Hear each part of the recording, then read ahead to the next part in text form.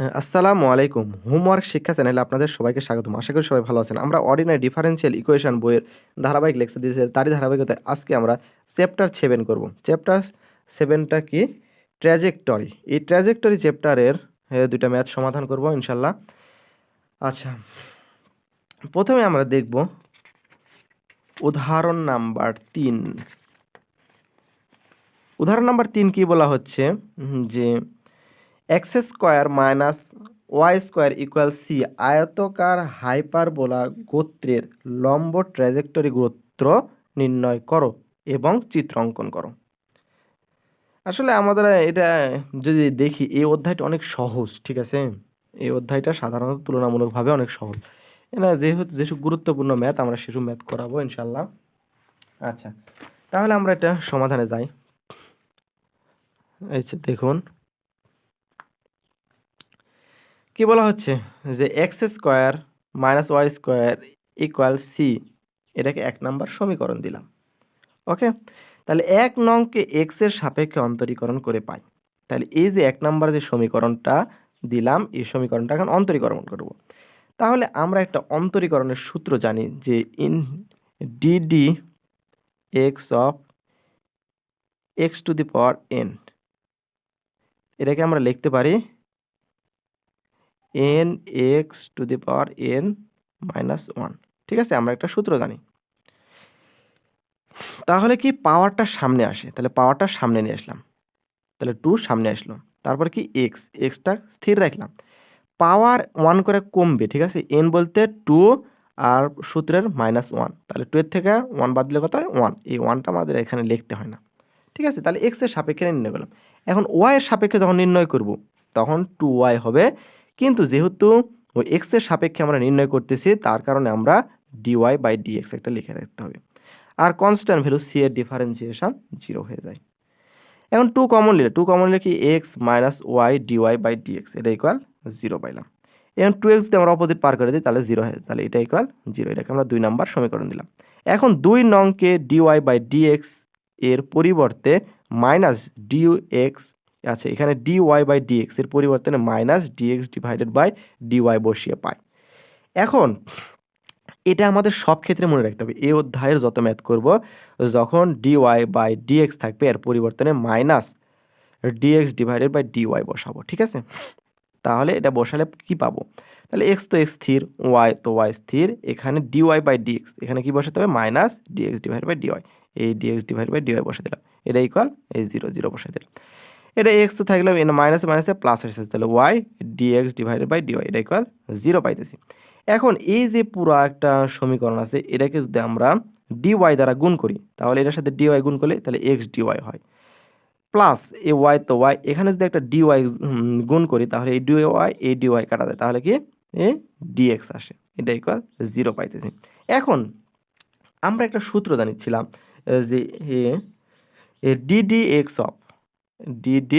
X of UV বা x Y. আমরা যখন ইউভি করতাম তখন আমরা যেভাবে করতাম, ইউটা স্থির, ওয়াই ভিটা নিয়ে ডিফারেন্সিয়েশন, আর যেটা তখন স্থির তারপরটা ডিফারেন্সিয়েশন, ঠিক আছে? এরা যখন করতাম সেখান থেকে আমরা দেখছি যে প্রথমে এক্স স্থির ডি ওয়াইয়ের কাজ করা হয়েছে, প্লাস ওয়াই যখন স্থির তখন এক্স এর কাজ করা হচ্ছে, ঠিক আছে? এই যে অংশ এটাকে আমরা শর্টকাটে লিখতে পারি d out of x y, ঠিক আছে? এই জন্য আমরা এই পুরো সমীকরণটা ইউভিতে কনভার্ট করে নিলাম, ঠিক আছে? তাহলে ডি ইন্টু এক্স ওয়াই এটা ইকুয়াল 0। তাহলে এখানে আমরা এখন এই পুরা যে টার্মটা আছে এটাকে আমরা সমাকলন করব, ঠিক আছে? তাহলে এখন সমাকলন করলে কি পাই? সমাকলন একটা চিহ্ন দিলাম, integration d x y equal 0। এখন যেহেতু এই যে যার সাপেক্ষে, যেহেতু এখানে সামনে কোনো মান নাই, তার কারণে যার সাপেক্ষে আমরা ইন্টিগ্রেশন করব সেটাই লিখতে হয়। তাহলে এক্স ওয়াই ইকুয়াল, এখন আমরা একটা সমাকলন ধ্রুবক এ আমরা ধরে নিলাম, ঠিক আছে? আমরা এতদিন সি ধরে নিতাম, কিন্তু এখন আমরা একটা এ ধরে নিলাম, কারণ আমাদেরকে ম্যাথটা সমাধান করার জন্য। তাহলে ইহাই নির্ণীয় লম্ব ট্র্যাজেক্টরি গোত্র, তা এক গোত্র আয়তকার হাইপারবোলা নির্দেশ করে। তাহলে একগুচ্ছ আয়তকার হাইপারবোলাটা কি?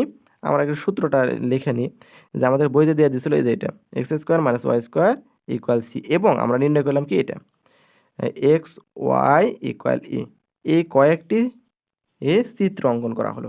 আমরা জানি প্যারাবোলাটা কি, আমাদেরকে আয়তাকার হাইপারবোলা বলছে, ঠিক আছে। তাহলে এই যে অংশটা একটা হচ্ছিল প্যারাবোলা, ঠিক আছে, আয়তাকার প্যারাবোলা। এই যে অংশটা আমরা এভাবে নির্ণয় করে নেব, ঠিক আছে। এই যে পুরোটা অংশ পুরোটা অঙ্কন করে নিচ্ছি, এটাই হচ্ছে চিত্র। তা আশা করি সবাই বুঝতে পারছেন। তাহলে আর একটা ম্যাথ করাই আমরা। এবার দেখব উদাহরণ নাম্বার 11। আচ্ছা, উদাহরণ নাম্বার 11 কি বলতেছে দেখুন, যে x square plus y square equal two a y বৃত্ত গোত্রের লম্ব ট্র্যাজেক্টরি গোত্র নির্ণয় করো। তাহলে বৃত্ত গোত্রের হচ্ছে লম্ব ট্র্যাজেক্টরি গোত্র নির্ণয় করতে হবে। ওকে, আচ্ছা, তাহলে আমাদেরকে বইতে যেটা দেওয়া আছে সেটা আমরা প্রথমে তুলে নিলাম, ঠিক আছে। তুলে নিয়ে 1 নম্বর সমীকরণ দাও। আর এটার শর্ত কি, প্রথমে যখন আমরা তুলে নেব তাকে ডিফারেন্সিয়েশন করতে হবে, ঠিক আছে। তাহলে এক্সের 1 নংকে এক্সের সাপেক্ষে অন্তরীকরণ করে পাই। তাহলে এটা অন্তরীকরণ করলে কি হয়, 2x ওয়াই যদি এক্সের সাপেক্ষে অন্তরীকরণ করা হয় 2y dy বাই ডিএক্স পাই। এটা ইকুয়াল কি পাচ্ছি, এটা ডিফারেন্স 2a তো কনস্ট্যান্ট ভ্যালু সি রাখলাম, এটাকে ডিফারেন্সিয়েট করে dy বাই ডিএক্স। ওকে,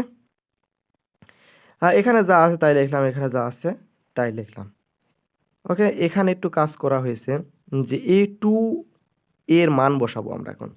এখান থেকে আমরা একটু 2 এর মানটা নিই, তাহলে এই সমীকরণটা আমরা এখানে লিখলাম। তাহলে 2a equal x square plus y square. তাহলে 2a ইকুয়াল ওয়াই গুণ অবস্থায় আছে, ভাগ আকার হয়েছে। তাহলে 2 এর পরিবর্তনে আমরা এই মানটা লিখতে পারি। তাহলে 2 এর জায়গায় আমরা এই মানটা লিখে দিলাম। ওকে, এখন এই মানটা যখন লিখে দেব তখন আমরা একটা এরকম পাইতেছি।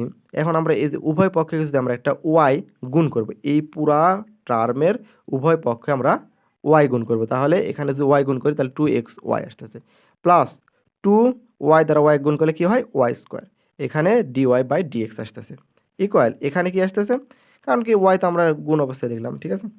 এখানে পাইতেছি কি, এখানে যদি একটা ওয়াই গুণ করি তাহলে ওয়াই আর এই ওয়াই কাটা যায়, ঠিক আছে। তাহলে x square plus y square, এখানে ডিওয়াই বাই ডিএক্স পাইতেছি।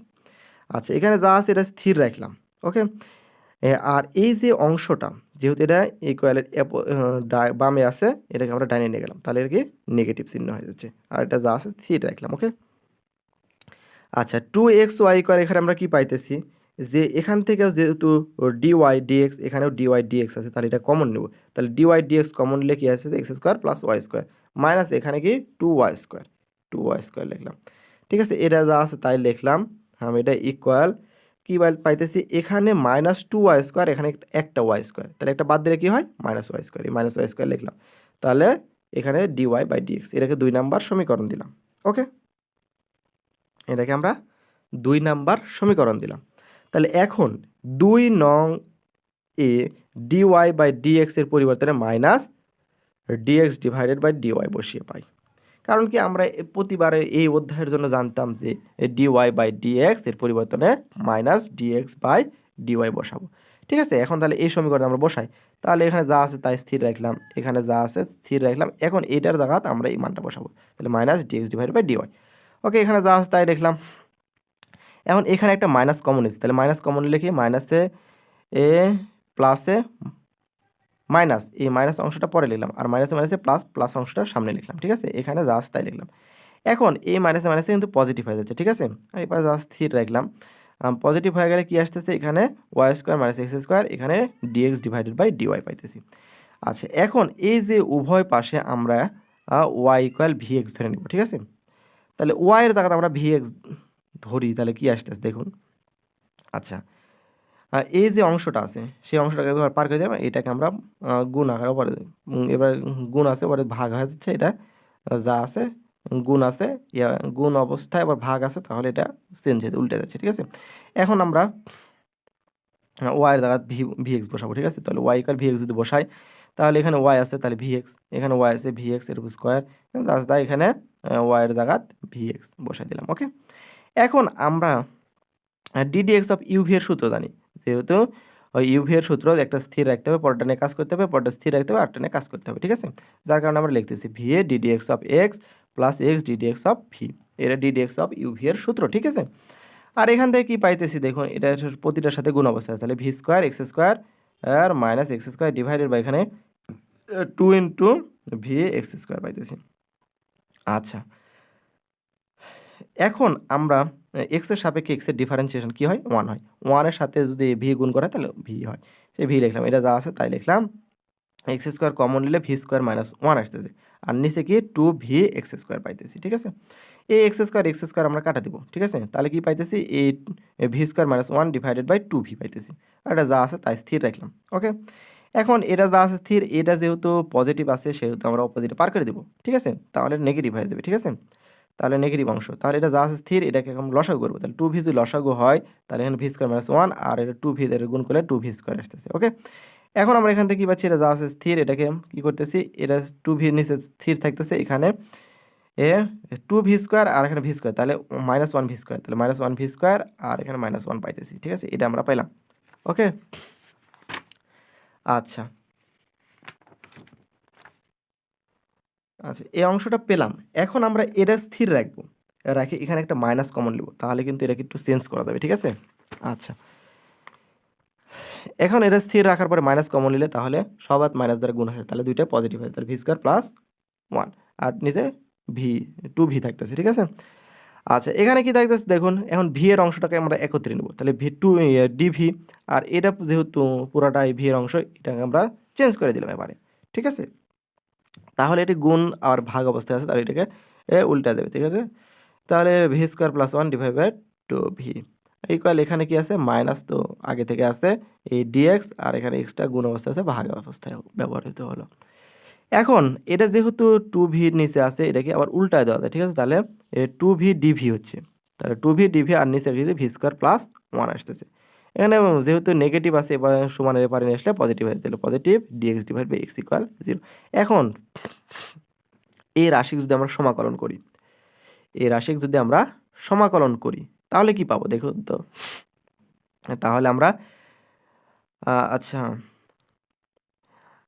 এখানে আমরা একটু সমাকলন যদি করি তাহলে আমরা পাবো হচ্ছে হলো, যেহেতু এটাকে ইয়াতে ব্যবহৃত হচ্ছে তার কারণে আমরা লিখতে পারি লন এক্স, এক্স বলতে কি এই ভিতরে যে অংশ আছে ভি স্কোয়ার প্লাস 1, আর প্লাস এখানে 1 divide by X ln X, আর আমরা কনস্ট্যান্ট ভ্যালু লন সি ধরে নিলাম।